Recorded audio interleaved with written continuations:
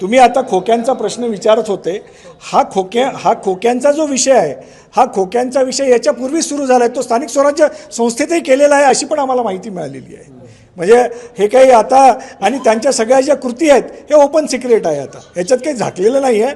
आणि हे अतिशय वेदनादायी आहे की ज्यांना पक्षांनी सर्वस्व काही दिलं, ज्यांची पक्षाने इतकी काळजी घेतली, इतका विरोध असताना त्यांना दुसऱ्यांदा पुन्हा काँग्रेस पक्षाने MLC केलं, अतिशय प्रतिकूल परिस्थितीमध्ये त्यांना केलं। या राज्यातल्या अनेक वर्गांचा रोष काँग्रेस पक्षाने सार्वत्रिक निवडणुका असताना ओढवून त्यांना पुन्हा संधी दिली, याचं त्यांना कोणतंही भान उरलेलं नव्हतं। आणि ते भान नसल्यामुळं त्यांनी अशा प्रकारे काँग्रेस पक्षाच्या आणि या महाराष्ट्राच्या लोकशाहीच्या पाठीमध्ये खंजीर खुपसण्यासारखं पाप त्यांनी केलेलं आहे। आणि मी तुम्हाला निश्चित सांगू इच्छितो की त्यांना या पापाची परतफेड करावी लागेल आणि या हिंगोलीची जनता त्यांना कदापि माफ करणार नाही।